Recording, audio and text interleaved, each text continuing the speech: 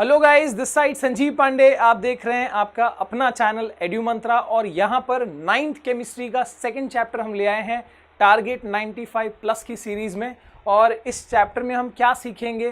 First chapter में हमने basically बात कर ली है मैटर क्या होता है, फिर उसके सॉलिड्स, लिक्विड, गैस, वो सब के बारे में हमने देखा हुआ है। यहाँ पर हम केमिकल कंपोजिशन में जाएंगे मैटर के, है ना। एलिमेंट्स की बात होगी, कंपाउंड्स की बात होगी, मिक्सचर की बात होगी, किस मैटर को प्योर कह सकते हैं, किसको इम्प्योर कहेंगे, वो सारी चीज़ें हम इस चैप्टर में पढ़ने वाले हैं। सो केमिस्ट्री का सेकेंड चैप्टर ऑफ क्लास 9 क्या है? Is matter around us pure. Okay, so yes, आगे बढ़ने से पहले, शुरू करने से पहले मैं आपको ये बता दूं कि हमारा आपका जो एड्यू मंत्रा चैनल है वो प्ले स्टोर पे भी उपलब्ध है। इसके अलावा we also have a website call sanjeevsir.com, जहाँ पर आपको नोट्स और बाकी और भी काफ़ी चीज़ें हैं जो वहाँ पर आपको अवेलेबल हैं। तो आप जाके वहाँ पर डिटेल्स ले सकते हो, वेबसाइट विजिट कर सकते हो।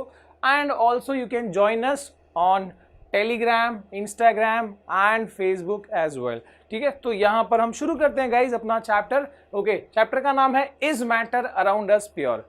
ठीक है, तो यहाँ पर कई सारी चीज़ें दी है, कई सारे प्रोडक्ट हमको पता होते हैं। वही सॉल्ट है, देखो काफ़ी टाइप के आपको पता है कि मार्केट में सॉल्ट्स मिलते हैं और हर एक ब्रांड पे अपनी अपनी जो उनकी चीज़ें लिखी होती है और वो ज़्यादातर प्योरिटी की तरफ ही इशारा करती हैं। अगर हम अपने कंजम्पशन वाली चीज़ों की बात करें, ठीक है, जैसे देखो ये शुद्ध, ये प्योर घी, प्योर लिखा हुआ है। ओके, यहाँ पर मिल्क के ऊपर भी प्योर लिखा हुआ है। पर अगर हम केमिस्ट्री के हिसाब से बात करें, जब आप इस चैप्टर को पढ़ लोगे तो आप कभी भी मिल्क को प्योर नहीं कहोगे, बिकॉज मिल्क, जो गौ माता जो हमको मिल्क देती है वो भी प्योर नहीं होता। ठीक है, तो वो क्या है इम्प्योरिटी, कैसे वो इम्प्योर है, ठीक है, तो वो सब चीज़ें हम यहाँ पर सीखने वाले हैं, देखने वाले। सो बिना किसी देरी के शुरू करते हैं अपना चैप्टर। यस सर, मैटर हमने ऑलरेडी पढ़ लिया पहले चैप्टर में। क्या है? अगर नहीं देखा है तो पहला चैप्टर देख लेना भाई। मैटर का मतलब क्या है? कोई भी ऐसी चीज जिसके पास मास है और जिसके जो वॉल्यूम ऑक्यूपाई करता है, जो स्पेस ऑक्यूपाई करता है। So anything that is having mass and volume, उसको हम मैटर कहते हैं, है ना। ऑफ कोर्स वो चीज पार्टिकल से बनी होगी, जैसे ये मैटर है बिकॉज इसके पास मास भी है और वॉल्यूम भी ऑक्यूपाई कर रहा है। Yes, this is matter. ठीक है, और इसको हमने फिजिकल बेसिस पे क्लासिफाई किया था फर्स्ट चैप्टर में एज सॉलिड, लिक्विड, गैस। ठीक है, मेन क्लासिफिकेशन यही देखा था हमने। बट अब हम मैटर को इस चैप्टर में केमिकली क्लासिफाई करने जा रहे हैं कि वो केमिकली कैसी चीज़ों से बना हुआ है। ठीक है, तो इसको हम जो मेजर जो बाइफर्केशन होगा that will be pure and impure. ठीक है, तो मैटर को हम क्लासिफाई कर रहे हैं as pure and impure. Sir pure क्या होता है और इम्प्योर क्या होता है, तो देख लेते हैं। प्योर का मतलब होता है, अब यहां से सुन लेना, केमिस्ट्री के हिसाब से हम बात कर रहे हैं। ठीक है, तो प्योर का मतलब होता है ऐसी कोई भी चीज जो एक टाइप के पार्टिकल से बनी हो। ठीक है, और इम्प्योर का मतलब होता है ऐसी कोई भी चीज जो दो या दो से ज्यादा टाइप के पार्टिकल से बनी हो। ठीक है, अब सर ये इसका मतलब क्या हुआ? एक टाइप का पार्टिकल और दो या दो से ज्यादा टाइप का पार्टिकल। एग्जाम्पल देखते हैं, उससे समझते हैं हम इसको। सो जैसे हम कहते हैं कॉपर। सो व्हेन आई से कॉपर का अगर आपने बल्क लिया, एक छोटा सा टुकड़ा लिया, तो उसमें जितने भी, if it is purely copper, कुछ और नहीं है उसमें, तो उसमें जितने भी कण हैं, जितने भी एटम्स है, ठीक है, एटम्स के बारे में और डिटेल आप पढ़ोगे अगले चैप्टर्स में, है ना। तो कॉपर अगर हमने लिया है सैंपल, तो उसमें जितने भी एटम्स हैं वो सब के सब क्या होंगे? वो कॉपर के एटम्स होंगे, कुछ और होगा नहीं। सो उसके अंदर सारे पार्टिकल्स कॉपर के हैं तो वो प्योर हुआ।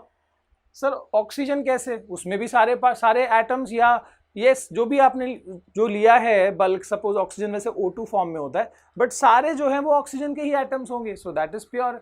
इसके बाद प्योर वाटर। सर वाटर तो H2O होता है, उसमें हाइड्रोजन भी है और ऑक्सीजन भी है, तो ये प्योर कैसे हुआ? मैं आपको इसके बारे में बताता हूँ। तो कैसे ये प्योर हुआ सर, देख लेते हैं।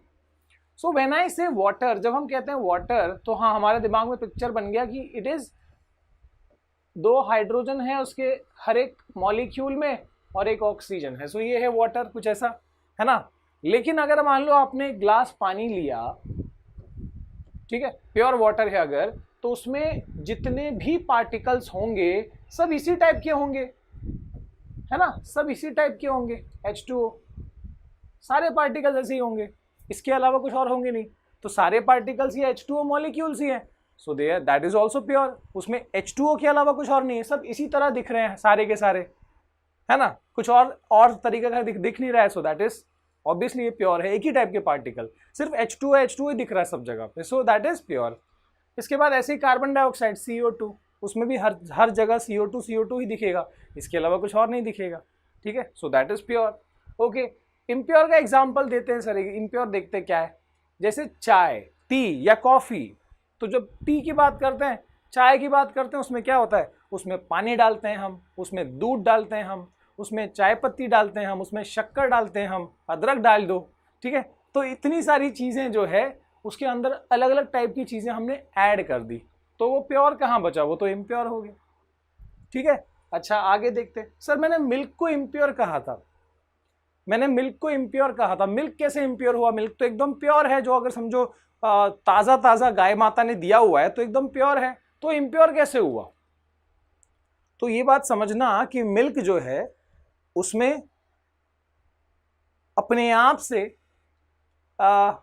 मैक्सिमम वाटर ही होता है, उसमें वाटर है ना, आपको पता है मिल्क में मेजर 90% कह सकते हो पानी है, और जो बचा हुआ उसमें जो चीज़ है वो क्या मिक्स्ड है, नेचुरल मिल्क की हम बात कर रहे हैं, जो बचा हुआ है उसके अंदर वो मिल्क शुगर है, मिल्क प्रोटीन है, मिल्क फैट है, तो वो सब चीज़ें उसमें अलग अलग पार्टिकल्स उसके अंदर बनी मतलब मिक्स्ड है, so that is not a pure thing. पानी के अंदर वो सब चीज़ मिक्स्ड है, भले ही वो नेचुरल मिल्क ही क्यों ना हो, ऐसा नहीं कि हम जो बना रहे पाउडर से वही वाला, जो मिल्क हम प्योरली कह रहे हैं, जो हम प्योर कह रहे हैं, वो एक्चुअली वाटर के अंदर ये सारी चीज़ें मिक्स्ड है, so that is not pure, ठीक है। इसके बाद सो टेक्निकली हम बता रहे हैं, इसके बाद air is also not pure. कैसे सर? एयर के अंदर क्या है, एयर के अंदर अलग अलग गैसेस है ना, नाइट्रोजन है, ऑक्सीजन है, कार्बन डाइऑक्साइड है, आर्गन है, ठीक है, तो ये सब इम्प्योर हो गया obviously. Soil is impure, soil में कई चीज़ें मिक्सड होती है। इसके बाद लेमनेड, लेमन जूस, उसमें भी क्या है, पानी है, नींबू जूस डाला आपने, इसके बाद शक्कर या नमक जो भी आपने डाला हुआ है, तो ऑब्वियसली वो भी इम्प्योर हो गया। चिवड़ा, फरसन बोलते हैं जिसको, या हम क्या बोलते हैं, मिक्सचर, ठीक है ना, तो उसमें और कई की चीज़ें मिक्स होती है। Then we have salt solution मतलब पानी के अंदर हमने सॉल्ट डाल दिया, मिक्स कर दिया, या शुगर सोल्यूशन, सब इम्प्योर है।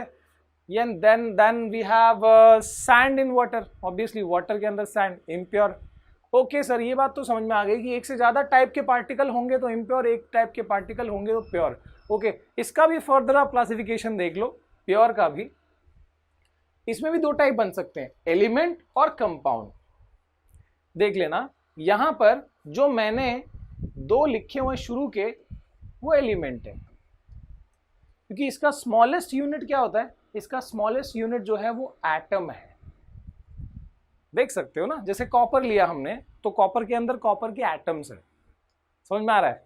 प्योर मतलब उसको हम फर्दर डिकम्पोज नहीं कर सकते, फर्दर ब्रेक करके कुछ और एलिमेंट्स नहीं निकाल सकते हम। So that is simplest form. Element को मैं अगर डिफाइन करना चाहूँ तो ये कर सकते हो, simplest form of matter which can not be further simplified.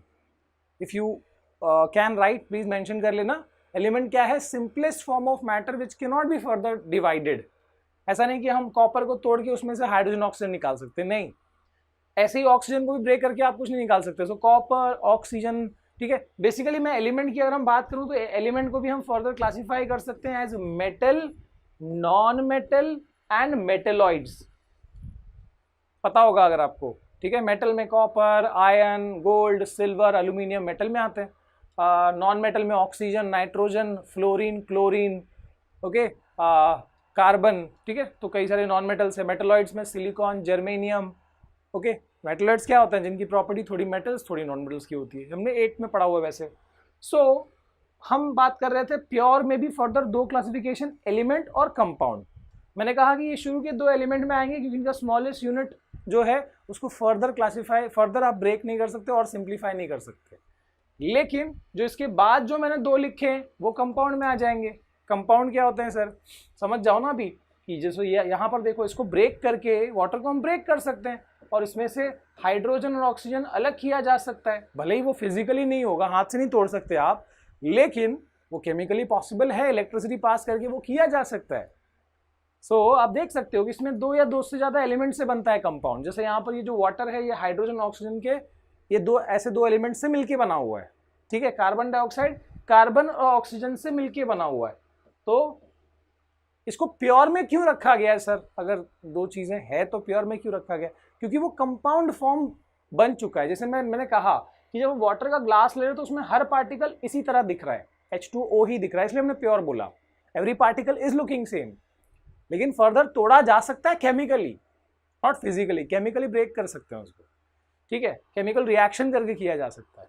Pure में भी 2 कैटेगरी, एलिमेंट्स और कंपाउंड्स, ठीक है। कंपाउंड्स के बारे में और डिटेल में बताऊंगा आगे। देन इम्प्योर की बात करते हैं। इम्प्योर को हम मिक्सचर भी कह सकते हैं। अगर वो 2 या 2 से ज्यादा चीजों की फिजिकली मिक्सिंग से ही बना हुआ है तो उसको हम मिक्सचर भी कह सकते हैं। ओके, तो मिक्सचर को हम फर्दर क्लासिफाई कर सकते हैं as homogeneous mixture and heterogeneous mixture. Sir homogeneous और हेट्रोजीनियस थोड़ा सा बता दीजिए। देखो होमोजीनियस का मतलब आप याद रखो, this is like single phase, सिर्फ एक ही फेज दिखेगा। हेट्रोजीनियस का मतलब है डिफरेंट फेज। यहां पर लिख सकते हो सेम, होमो का मतलब ऐसे सेम होता है, तो सेम फेज, और इसका मतलब हुआ डिफरेंट फेज। अब फेज का मतलब क्या है सर, वो भी बता दीजिए। जैसे हमने यहाँ पर सॉल्ट सोल्यूशन लिया ना, वो होमोजीनियस में आता है। जो ये सैंड इन वाटर लिया ना, वो हेट्रोजीनियस में आता है। क्यों सर? क्योंकि जब सॉल्ट को आप पानी में मिला दोगे ना तो आपको पूरा एक ही फेज दिखेगा। ऐसा नहीं कि उसमें कुछ एक्स्ट्रा अलग अलग दिखाई दे रहा है, नहीं। लेकिन जब सैंड इन वाटर की बात करते हैं तो आपको दिख सकता है कि हाँ सैंड अलग है और वाटर अलग है। 2 फेजेस दिख रहे हैं। तो 2 या 2 से ज्यादा फेजेस दिखे हैं तो वो हेट्रो में आएगा, हेट्रोजीनियस। और जो एकदम अच्छे से मिक्स हो गया, जो दिख ही नहीं रहा, लग ही नहीं रहा कि भाई 2 जैसी चीजों से बना हुआ है, बस एक ही फेज दिखाई देगा, तो वो होमोजीनियस में आया, ठीक है। अब तुम मुझे कमेंट करके बताना कि ऑयल इन वाटर ये होमोजीनियस होगा कि हेट्रोजीनियस होगा। अभी पॉज करो, ठीक है, मैं कहीं नहीं भाग रहा, पॉज करो और कमेंट करके बताओ कि ऑयल इन वाटर होमोजीनियस होगा कि हेट्रोजीनियस होगा। आगे देखते हैं दोस्तों। ओके, जैसा मैंने कहा था कंपाउंड के बारे में थोड़ा सा और पढ़ेंगे, एंड ऑब्वियसली कंपाउंड के साथ मैं मिक्सचर भी थोड़ा सा और बता देता हूँ। ऑब्वियसली आपको एग्जाम में इनके बारे में डिफरेंस आ सकता है, एनसीईआरटी में दिया भी है, तो देख लेते हैं। अब कंपाउंड कैसे बनता है? जैसे मैंने बताया कि एग्जाम्पल क्या बताया मैंने, जैसे water H2O, this is a compound. तो ये कैसे बना हुआ है? ये बना है जब हाइड्रोजन और ऑक्सीजन केमिकली रिएक्ट हुए, तब जाके ये वाटर बना हुआ है, ठीक है। Hydrogen reacts with oxygen to form, sir ये H2O2 क्यों लिखा है? 2 कैसे हो गया? वो डायटोमिक फॉर्म में ही होता है, 2 एटम की फॉर्म में जुड़ा जुड़ा सा रहता है वो, ठीक है, वैसे ही नेचर में एग्जिस्ट करता है, ठीक है। हम बैलेंस नहीं कर रहे हैं यहाँ पर, बिकॉज बैलेंसिंग आप अलग से सीखने वाले हो, ठीक है, इन 10th क्लास, बट ठीक है, करने में कोई बड़ी बात नहीं। मैं यहाँ 2 लिख दूँ तो देखो 2 ऑक्सीजन यहाँ भी हो गया, 2 ऑक्सीजन यहाँ भी हो गया, और हाइड्रोजन यहाँ 2 2 4 है, तो आई कैन राइट 2, तो ये हाइड्रोजन भी दोनों साइड में बैलेंस हो गया, ठीक है सर। अब देखते हैं यहाँ पर कंपाउंड कैसे बना है। Elements react to form new compounds, ठीक है। तो मैं ऐसे थोड़ा सा इसको इलैबोरेट कर सकते हैं डिफाइन करने के लिए कि व्हेन 2 और more elements, you can note it down. हमेशा पेन पेपर लेके बैठा करो या पेन और बुक लेके बैठा करो, ठीक है। व्हेन 2 और more elements combine chemically in fix ratio they form compound. जब 2 या 2 से ज्यादा एलिमेंट्स केमिकली आपस में कंबाइन करते हैं, रिएक्ट करते हैं, ठीक है, तो जाके केमिकल कंबाइन करते हैं, मैं बोल रहा हूँ, ठीक है, फिजिकली मिक्स नहीं किए, केमिकली कंबाइन किए, तब जाके ये कंपाउंड फॉर्म हो रहा है। जैसे और एक देख सकते हैं कि sodium reacts with chlorine to form sodium chloride. ये ना सोडियम क्लोराइड वही नमक है जो हम खाते हैं, ठीक है, अच्छी बात है। आगे देखते हैं, मिक्सचर की बात करते हैं। मिक्सचर कैसे बना है? मिक्सचर बना हुआ है जब एलिमेंट्स या कंपाउंड्स को ऐसे ही मिक्स कर दिया जाता है, फिजिकल मिक्सिंग, वहां कोई केमिकल रिएक्शन, केमिकल कॉम्बिनेशन हुआ ही नहीं है, बस ऐसे ही मिक्स कर दिया। जैसे चाय बनाया हमने, तो उसमें कितना भी शक्कर डालो, कितना भी पानी डालो, है ना, तो वो तो मिक्स हो ही रहा है, that is simply a mixture, ठीक है।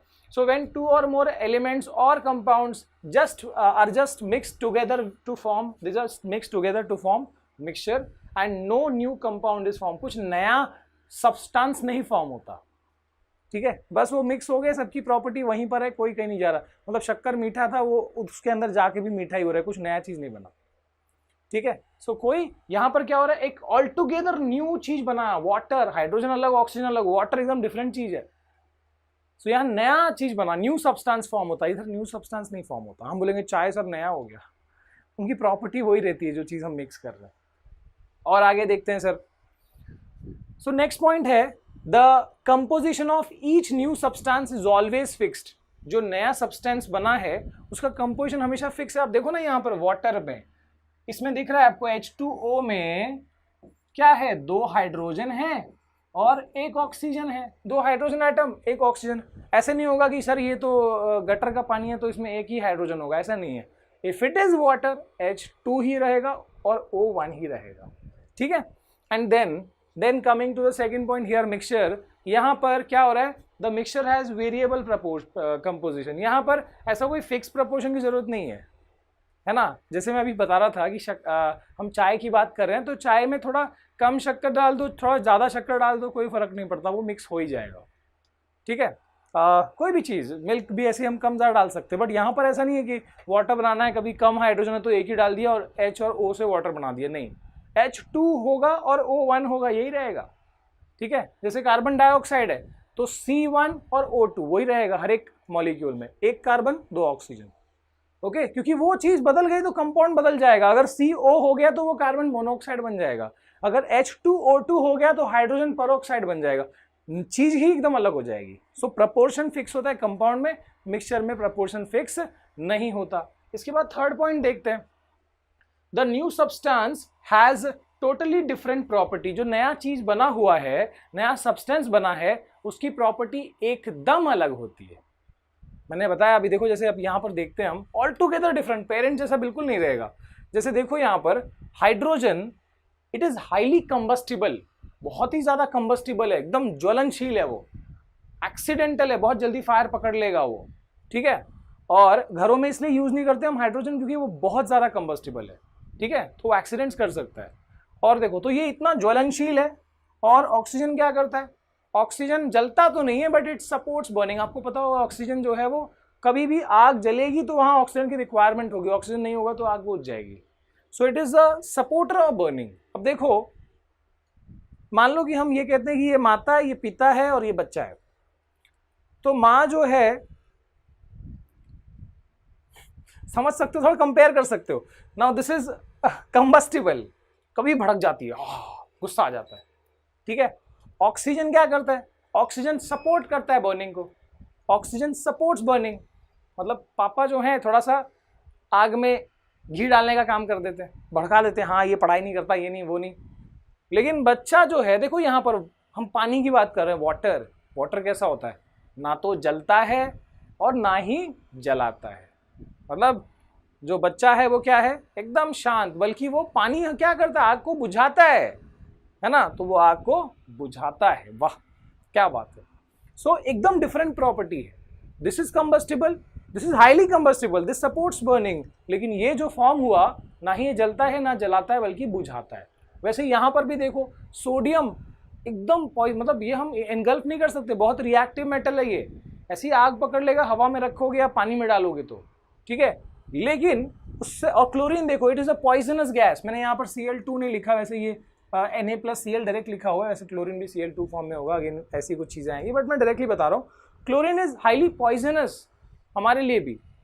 लेकिन उससे जो चीज बनी है NaCl, नमक, वो तो हम डेली खाते हैं, प्रॉपर्टी एकदम क्या हो गई, बदल गई। सो वही बताया जा रहा है कि new substance is totally different, having totally different property. अपने पेरेंट्स से भी एकदम अलग प्रॉपर्टी होती है नए सब्सटेंस की। लेकिन यहाँ पर क्या है, mixture, a mixture shows the properties of constituent substances. जो मिक्सचर है उसकी प्रॉपर्टी जो है वो उसकी कॉन्स्टिट्यूएंट सब्सटेंस जैसी होती है। मैंने बताया चाय बनाया हमने तो शक्कर का जो मिठास है वो चाय के अंदर रहेगा, वो प्रॉपर्टी बदलेगा नहीं, ऐसे नहीं कि नमक बन जाएगा वो, ठीक है। और उसके बाद आखिरी पॉइंट क्या दी है, the constituents can be separated only by chemical और इलेक्ट्रोकेमिकल रिएक्शन, ठीक है। मतलब इसके जो जैसे वाटर है, मैंने बताया वाटर को हम ऐसा नहीं कि सेपरेट नहीं कर सकते, H और O को उसमें किया जा सकता है, लेकिन ऐसे नहीं, उसमें ना इलेक्ट्रिसिटी पास करनी पड़ेगी, कोई ना कोई हमको वहाँ पर रिएक्शन करना होगा, है ना। तो जैसे यहाँ पर हमने इलेक्ट्रिसिटी पास करी, वैसे कहीं कहीं अलग अलग रिएक्शंस होंगे। तो इस तरीके से हम इनके जो कॉन्स्टिट्यूएंट्स है वो, क्योंकि वो बॉन्ड, केमिकल बॉन्ड बना दिए हैं वो, तो ऐसे वो अलग नहीं होंगे। यहाँ पर केमिकल प्रोसेस लगेगा इनको अलग करने के लिए, कंपाउंड के कॉन्स्टिट्यूएंट्स को। लेकिन जब मिक्सचर के कॉन्स्टिट्यूएंट्स की बात करते हैं तो ये फिजिकल प्रोसेस से सेपरेट किए जा सकते हैं, ठीक है। और बेसिकली हमको जो पूरा चैप्टर पढ़ना है ना आगे, वो इसी के ऊपर पूरा डिस्कशन है कि जो इम्प्योर सब्सटेंस है, जो मिक्सचर है, उसके अलग अलग कंपोनेंट्स को कैसे हम सेपरेट कर सकते हैं, इसी के बारे में हम डिस्कस करेंगे इस चैप्टर में। इम्प्योर के बारे में बातें होंगी ज़्यादातर, ठीक है। जैसे कि कैसे सेपरेट कर सकते हैं सर, जैसे मान लो कि चावल है, चावल में पत्थर है ना, कंकड़ है, तो कंकड़ को हम क्या करते हैं, निकालते हैं हाथ से, फिजिकली निकाल लेते हैं, रिएक्शन थोड़ी करना पड़ता है एकदम बैठ के वहाँ पर हम तांडव करेंगे, नहीं, आराम से निकल जाता है वो, ठीक है। आगे देखते हैं।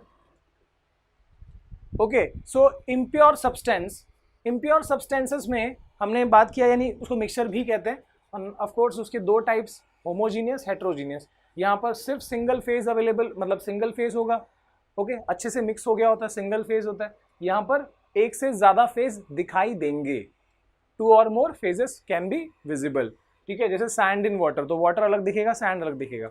मैंने आपसे एक सवाल पूछा था ऑयल इन वाटर का, आपने क्या बताया, मैं चेक करूँगा, ओके। देन आगे बढ़ते हैं।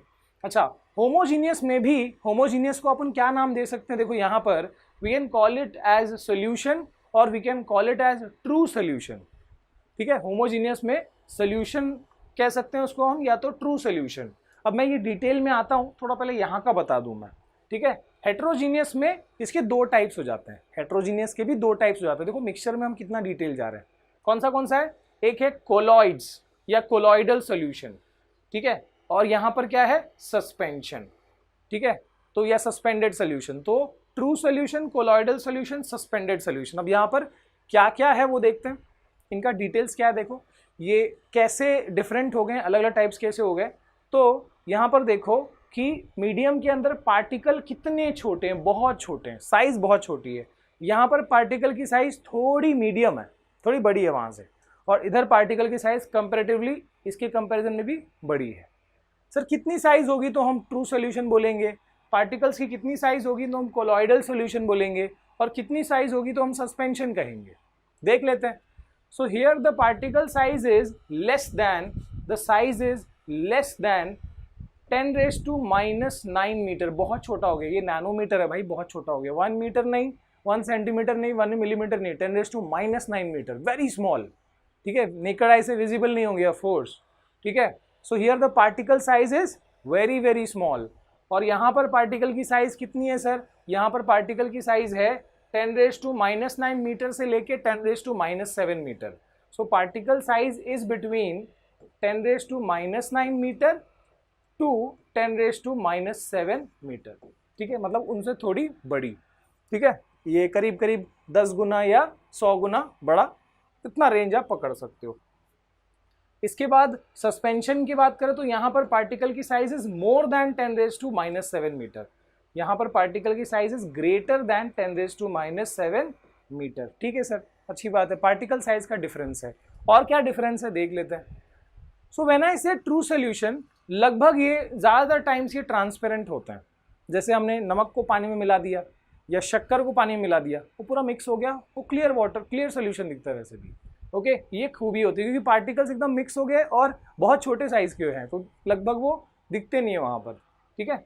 अगर हम यहाँ पर बात करें, कोलॉइड्स की बात करें, तो इधर क्या होता है, ट्रांसलूसेंट, मतलब पूरी तरह से क्लियर नहीं होगा, हल्का जो है वो विजिबिलिटी रहेगा, ओके। एंड इधर तो बिल्कुल ओपेक रहेगा। सस्पेंशन के पार्टिकल्स इतने बड़े हैं, अगर उसको अच्छे से मिक्स कर दोगे तो लगभग आर पार दिखेगा भी नहीं, ठीक है। तो बिल्कुल ये ओपेक, ओपेक यानी जिससे लाइट पास नहीं हो सकती, तो दिखाई नहीं देगा, आर पार दिखाई नहीं देगा, ओके, ठीक है। अभी हम बात करते हैं, अगला जो पॉइंट है यहाँ पर, particles can not be separated by filtration. इनके पार्टिकल्स को फिल्ट्रेशन प्रोसेस से सेपरेट नहीं किया जा सकता, क्योंकि फिल्टर पेपर से ये पानी, मान लो आप नमक का सोल्यूशन को फिल्टर पेपर से पास कर रहे हो, तो क्या होगा कि ऐसा नहीं कि सिर्फ पानी पास होगा, उसमें से पार्टिकल भी निकल जाएंगे, क्योंकि वो साइज बहुत छोटी है पार्टिकल्स की, है ना, 10⁻⁹ मीटर, आराम से पास हो जाएंगे। तो यानी क्या है कि हम नमक से या पानी के अंदर जो हमने नमक मिक्स किया है, उसको हम सेपरेट नहीं कर सकते उस नमक को by simply the process of filtration, ठीक है। इससे हम सेपरेट नहीं कर पाएंगे, क्योंकि पार्टिकल्स जो है वो फिल्टर पेपर के पोर्स जो होल्स है उससे भी छोटे हैं, तो आराम से निकल जाता है। ओके, वेराज इधर पे क्या होता है, इधर भी particles can not be separated by filtration. यहाँ भी पार्टिकल की साइज इतनी बड़ी नहीं होगी कि वो फिल्टर पेपर से आराम से या उसमें अटक जाए, ठीक है, तो इधर भी सेपरेट नहीं किया जा सकता है उससे। लेकिन ये वाले पार्टिकल्स जो हैं, ठीक है, ये फिल्टर पेपर के जो पोर्स है उसमें अटक जाएंगे। So there particles can be separated by the process of filtration. Sir इसका एक एग्जाम्पल ले लेते हैं, बढ़िया रहेगा। इसका एग्जाम्पल है सैंड प्लस वाटर। तो ऑब्वियसली आपको पता है सैंड प्लस वाटर जो मिक्सचर होगा उसमें सैंड जो है वो फिल्टर पेपर से पकड़ में आ जाएगा। मतलब फिल्टर पेपर रखा, सैंड प्लस वाटर डाला तो वाटर निकल जाएगा, सैंड अटक जाएगा। So they are separated by filtration. इधर का एग्जाम्पल क्या लिखे हैं सर, इधर का एग्जाम्पल लिखते हैं अपन मड। पानी लिया, उसमें मिट्टी मिक्स कर दिया, कीचड़, ठीक है, तो ये इसके अंदर आता है, अपना कोलॉइड के अंदर आता है, ठीक है। तो इसमें भी अगर अपने मटमैला पानी लिया आप फिल्टर से पास कर रहे हो तो ऐसा नहीं कि नीचे से एकदम क्लियर वाटर निकलेगा, नहीं, वो भी निकल जाते हैं उसमें, है ना, क्योंकि वो इतने बड़े पार्टिकल्स इतने छोटे पार्टिकल्स हैं लेकिन फिल्टर पेपर में अटक जाएंगे, उतने बड़े हैं। Okay, and when we talk about this, तो इसके अंदर तो मैंने बताया ही है, सॉल्ट सोल्यूशन ले लो बेस्ट, सॉल्ट प्लस वाटर, है ना। और इसके बाद आखिरी बात करते हैं, दे does not scatter the beam of light. अब ये वाला मैं पॉइंट बताऊंगा, इसको टिंडल इफेक्ट कहते हैं, मैं इसको बताऊंगा कि ये स्कैटरिंग नहीं कर पाता, ये स्कैटरिंग कर देता है और ये स्कैटरिंग करता है। मैं आपको इस पॉइंट को मैं इसके नेक्स्ट वाले स्लाइड में बताऊंगा क्या है वो, और एग्जाम्पल तो यहाँ पर दिया ही है, ठीक है, चॉक प्लस वाटर या सैंड प्लस वाटर ले सकते हो, ठीक है। तो स्कैटरिंग की बात यहाँ पर क्या बोलिए, वो स्कैटर नहीं करता लाइट को, ये स्कैटर करता है और ये स्कैटर करता है। सर क्या है देखते हैं आगे, ठीक है। सो उस इफेक्ट को टिंडल इफेक्ट बोलते हैं, ठीक है। और स्कैटरिंग ऑफ लाइट क्या होती है कि जैसे मान लो हमने डस्ट पार्टिकल, आपको पता होगा कि किसी रूम में अंधेरा है, वहाँ पर ऑब्वियसली डस्ट पार्टिकल तो हर जगह होता है, छोटा सा होल बना हुआ है, धूप आ रही है, तो क्या होगा कि वो धूप जो है वो पार्टिकल्स को टकरा के, और वो जो पूरा रास्ता है वो बीम हमको दिखाई पड़ता है ना, डस्ट पार्टिकल से वो जो लाइट आ रही है, बीम ऑफ लाइट, वो हमको पूरी विजिबल हो जाती है। तो यानी